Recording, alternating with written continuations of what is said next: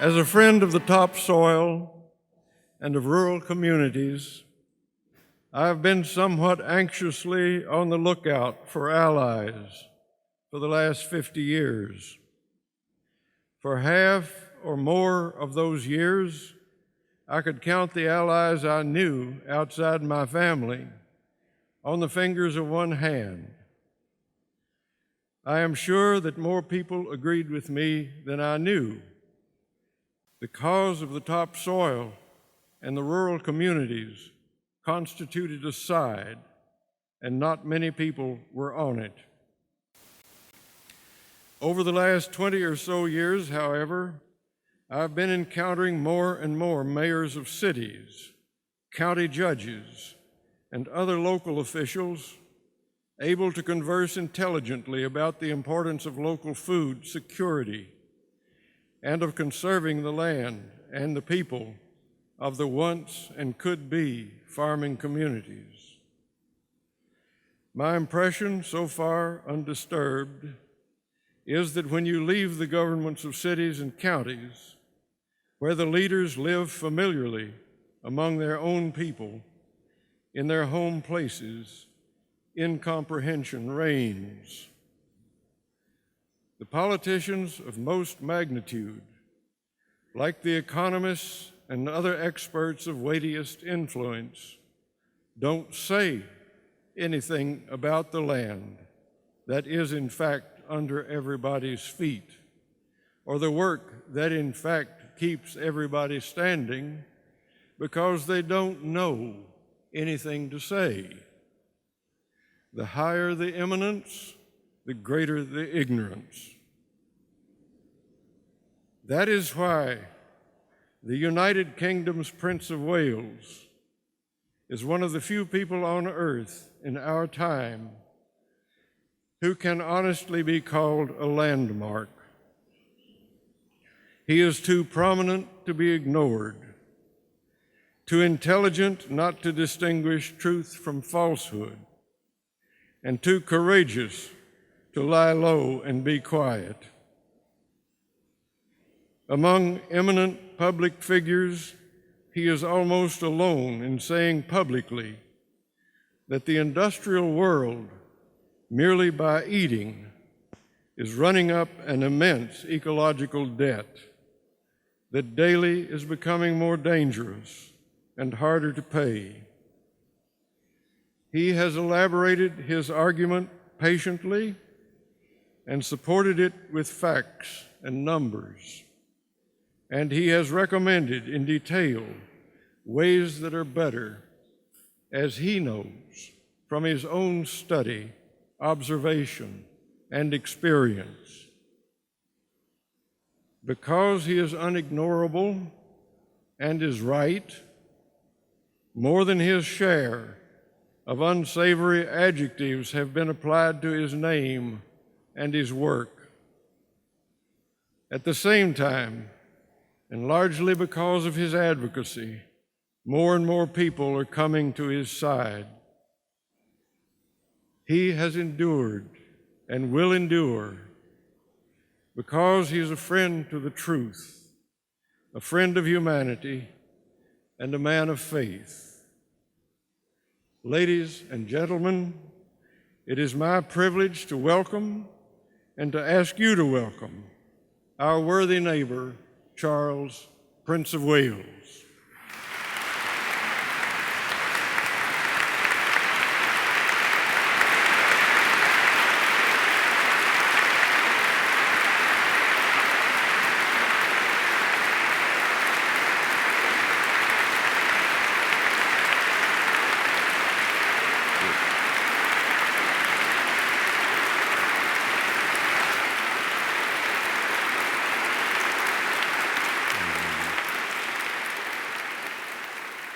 I must say it is also incredibly special for me to have been introduced by such a great advocate of harmony, Wendell Berry, who, dear Wendell, I can't thank you enough for those incredibly touching words. And coming from you, I promise you, it really makes such a difference. I feel enormously privileged that you should feel that about me. Thank you. And I now just wanted to embarrass him a little by telling you that he has long been a hero of mine. And I remember him once describing his farm here in Kentucky. Half of it, he said, sits at the top of a hill and the other half at the bottom, which, as he put it, is what you call a learning situation. In the late 1960s, as I remember so well, a frenzy of change swept the world in the wave of post-war modernism. There was an eagerness to embark upon a new age of radical experimentation in every area of human experience, which caused many traditional ideas to be discarded in a fit of uncontrollable enthusiasm. Ideas that will always be of timeless value for every generation, confronting the actual realities of life on this earth. I remember it only too well, and even as a teenager, I felt deeply about what seemed to me a dangerously short-sighted approach, whether in terms of the built or natural environment, agriculture, healthcare, or education. In all cases, we were losing something of vital importance. We were disconnecting ourselves from the wealth of traditional knowledge that had guided countless generations to understand the significance of nature's processes and cyclical economy. It always seemed to me that in this period of change, some subtle balance was being tragically lost, without which we would find ourselves in an increasingly difficult and exposed position, as indeed we have. Well, I've been trying to point out ever since where I feel the balance needs righting, and where some of the discarded but timeless principles of operating need to be reintroduced in order to create a more integrated approach. It has turned out to be a peculiarly hazardous pastime. But I have come to the inescapable conclusion that the legacy of modernism in our so-called postmodern age has brought us to a crucial moment in history, prompting a lot of uncomfortable questions. The first question I want to ask is how we have landed ourselves and the rest of the world in the mess that it now struggles to overcome. We have more than enough scientific evidence that proves this to be so. But what is it that drives us on to exacerbate the problems? Why do we tip the balance of the Earth's delicate systems with yet more destruction, even though we know in our heart of hearts that in doing so we will most likely risk bringing everything down around us? In the 30 years or so that I have been attempting to understand and address the many related problems, I have tried to ask myself what it is in our general attitude to the world that is ultimately at fault. In doing so, of course, it must have appeared as though I was just flitting from one subject to another, from agriculture to architecture, from education to healthcare.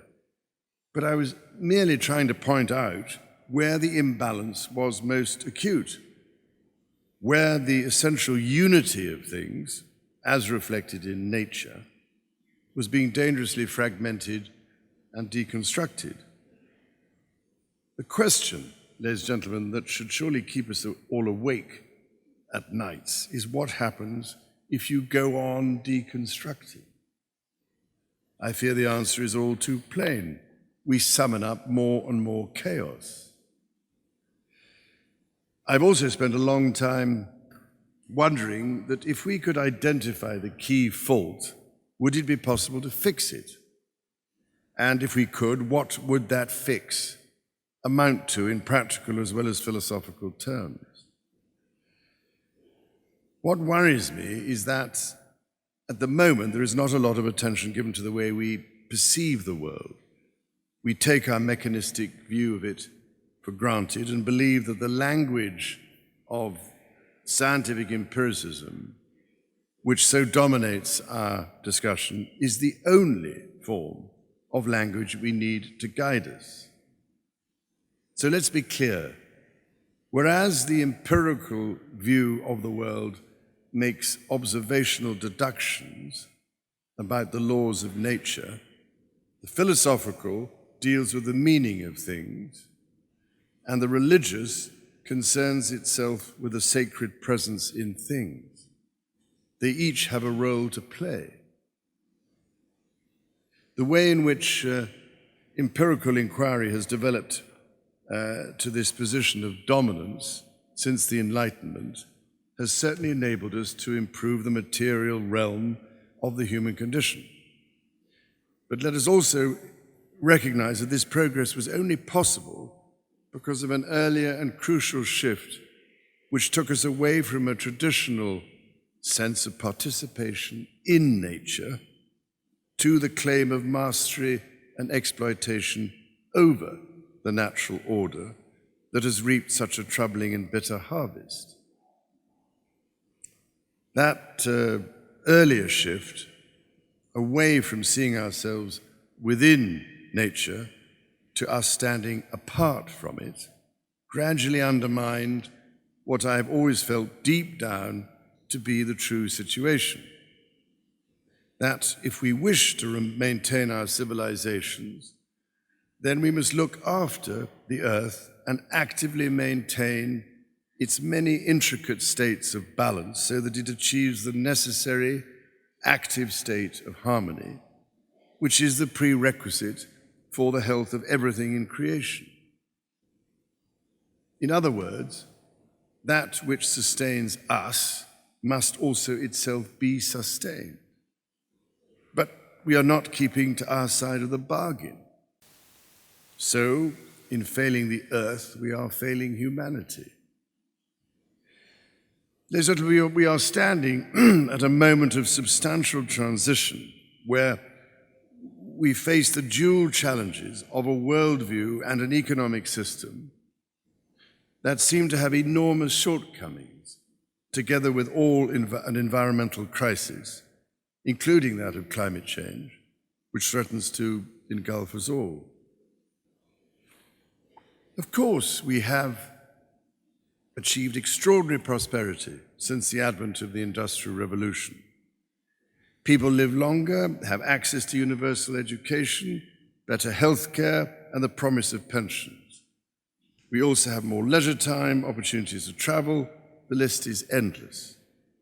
But on the debit side, we in the industrialized world have increased our consumption of the Earth's resources in the last 30 years to such an extent that, as a result, our collective demands on nature's capacity for renewal are being exceeded annually by some 25%.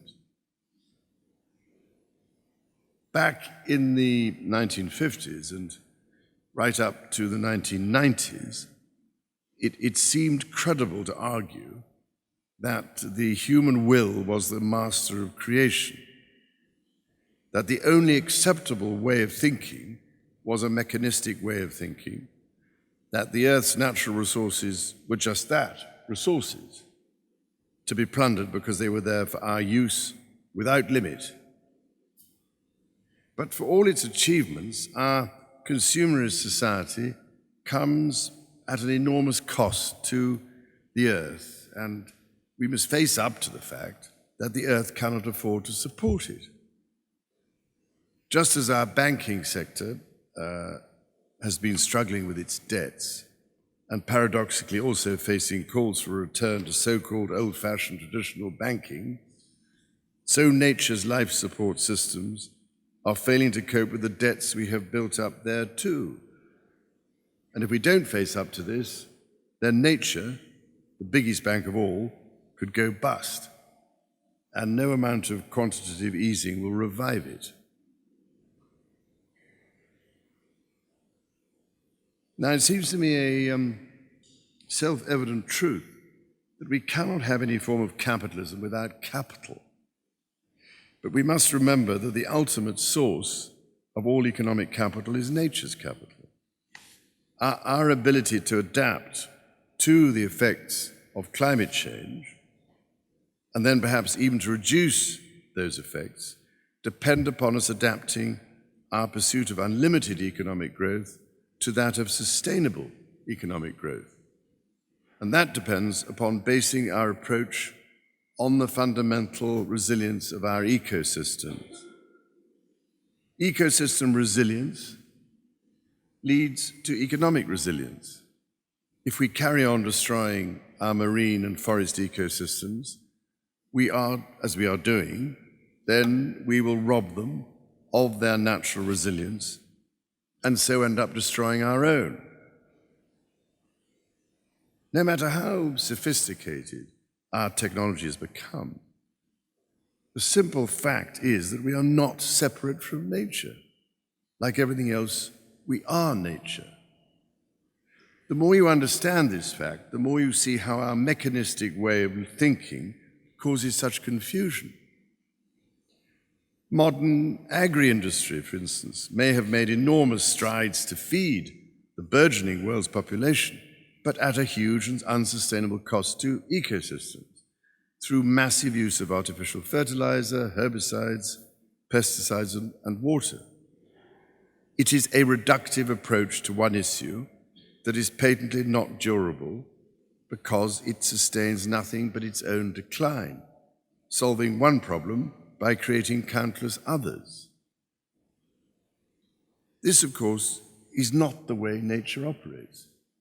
In nature, the entire system is a complex unfolding of interdependent, multifaceted relationships, and to understand them, we have to use joined-up thinking. The ancient Greek word for the process of joining things up was harmonia.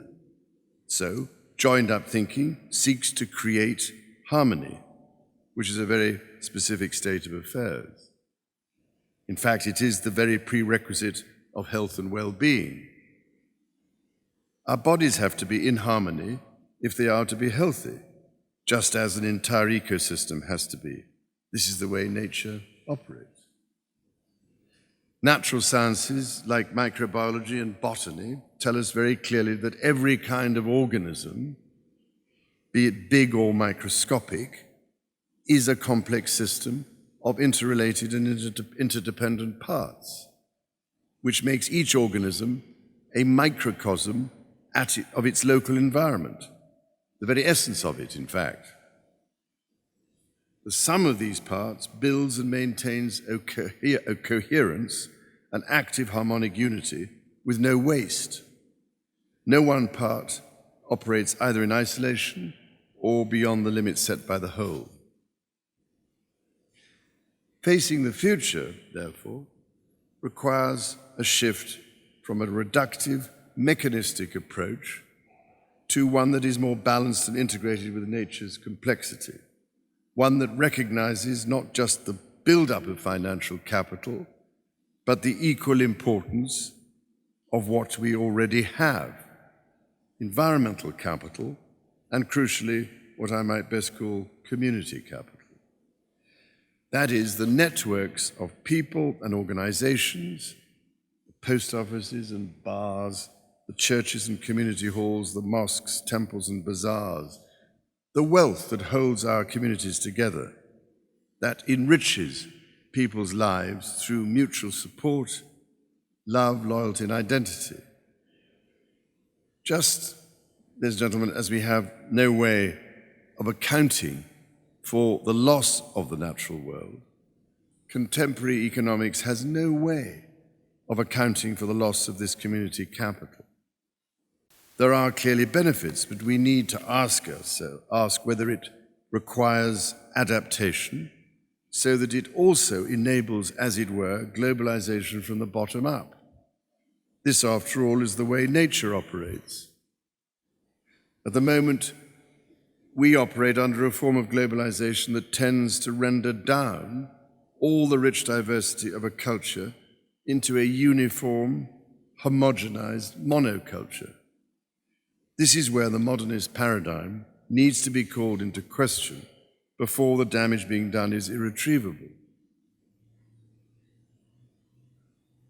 One of the chief architects of our present economic model was Adam Smith. Interestingly, he was another who recognized that although individual freedom is rooted in our impulse for self-reliance, it must be balanced by the limits imposed by natural law. As he prepared his book, The Theory of Moral Sentiments, he moved away from the notion that we are born with a moral sense and preferred the principle of there being a sympathy in all things. It is this sympathy that binds communities together. But there is little chance of such sympathy if what people need is provided through commercial structures that place an ever greater distance between the supplier and the consumer, because economies of scale can destroy the economics of localness. It has become, again, a purely mechanical process with no room for the complexity and multifaceted dimensions of a proper local relationship between a community and the suppliers that serve it. Once again, there has to be a balance between the market on the one hand and society on the other. Otherwise, real problems occur. This is why city-level policy to encourage healthy local food systems could scarcely be more important. It is a way to ensure a harmonious relationship between the city and its hinterland, fostering greater understanding and respect for the services that the rural environment and economy provide. It is also a means by which a circular economy can be generated where wastes become resources rather than pollution. So, with that in mind, how could we better empower all sorts of communities to create a much more participative economic model that safeguards their identity, cohesion, and diversity? One that makes a clear distinction between the maintenance of nature's capital reserves and the income it produces. That is the challenge we face, it seems to me. To see nature's capital and her processes at the very basis of a new form of economics, and to engage communities at the grassroots to put those processes first. If we could do that, ladies and gentlemen, then we have an approach that acts locally by thinking globally, just as nature does. All parts operating locally to establish the coherence of the whole. Here in Louisville, for instance, I met with representatives of your major food and drink manufacturers and also spent time with farmers and food producers at what I would suggest is a very significant idea, the creation of the food hub and the development of the area around that proposed site. Relocalizing your food systems and encouraging the many small and medium-sized farms that surround your city to consider how best to offer locally produced food would make a tremendous difference to the long-term sustainability of your economy, especially if real attention was paid to the health of the soil. A long time ago, it was President Roosevelt who gave a very prescient warning when he said, "A nation that destroys its soils destroys itself." So, of central importance will be how to reconcile our urban and rural development. The actions of leading cities like Louisville can provide a demonstration of what can be done that is of value, not only to the United States, but also globally.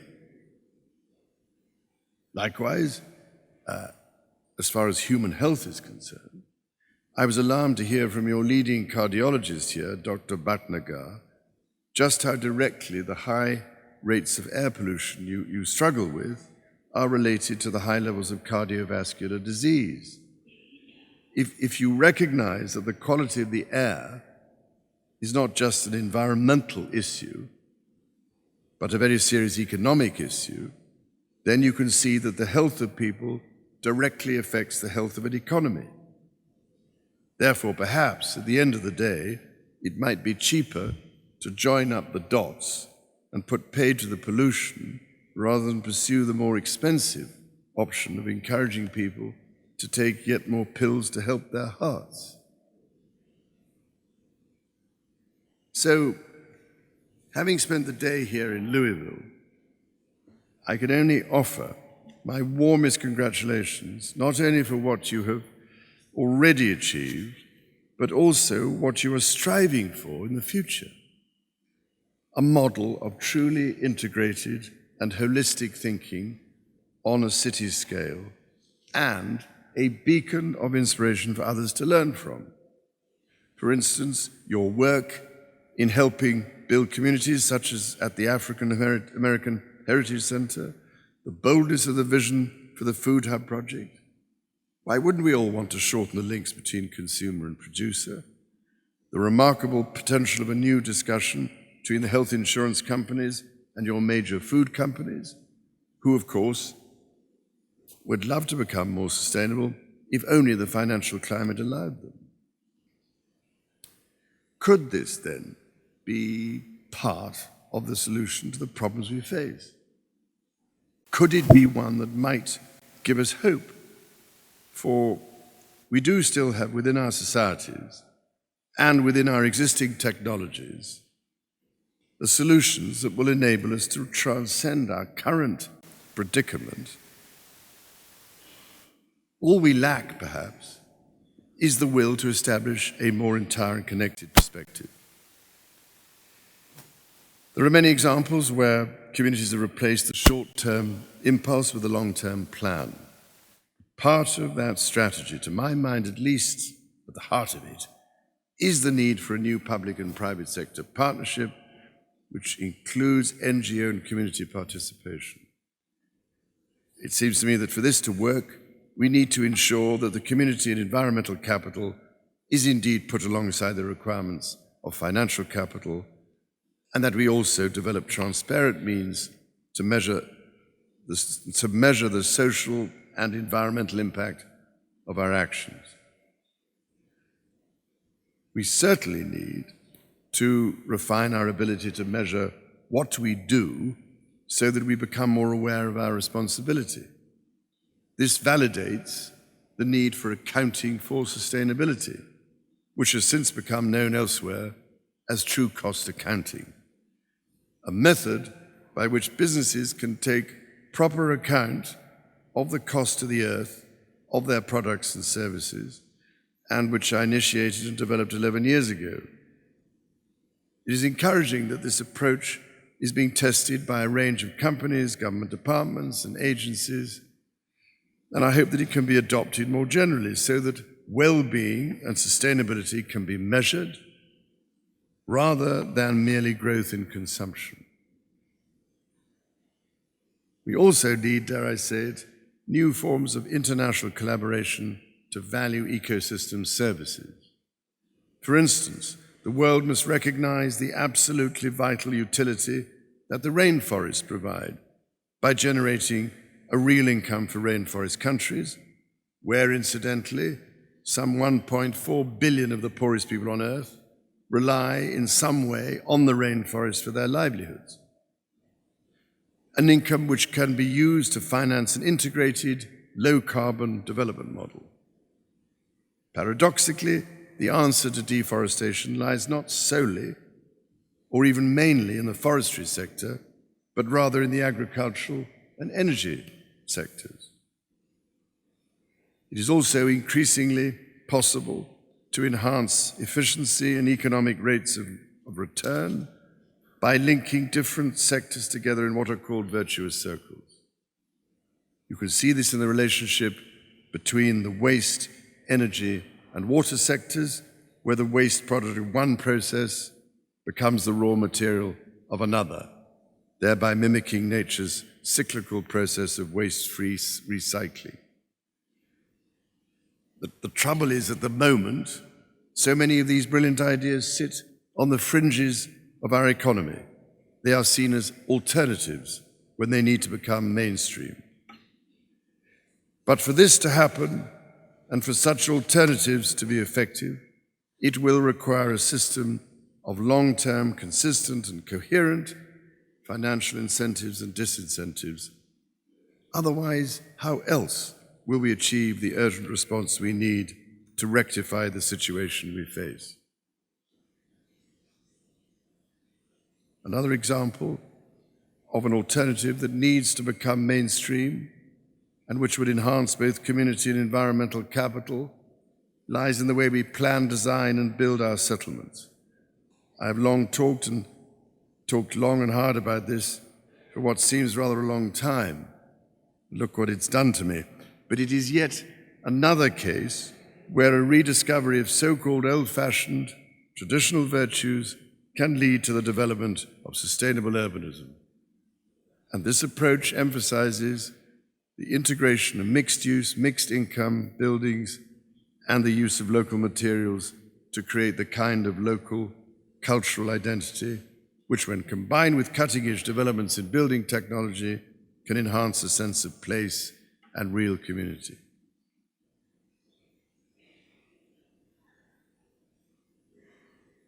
Our need for these solutions is going to grow exponentially as our global population rises and our ecological and economic crises deepen. Is this not a rationale for investing massively in these new and more integrated approaches, which thereby could help to create the kind of virtuous circles based on environmental and community capital that I've mentioned this evening? Such investment would also, I can't help thinking, have the added benefit of creating many new jobs. But are we prepared to take such a step? As Mahatma Gandhi pointed out, the difference between what we do and what we are capable of doing would suffice to solve most of the world's problems. The starting point is to see things differently from the current dominant worldview, which in so many ways is no longer relevant to the situation in which we find ourselves. The worst course would be to continue with business as usual, as this will only compound the problem. We must see that we are part of the natural order rather than isolated from it, to see that nature operates according to an organic grammar of harmony and which is infused with an awareness of its own being, making it anchored by consciousness.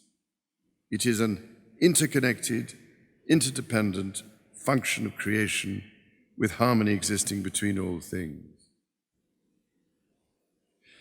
So we are, ladies and gentlemen, at an historic moment because we face a future where there is a real prospect that if we fail the earth, then we fail humanity.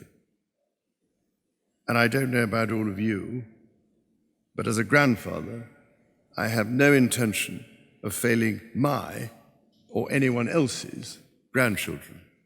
Thank you.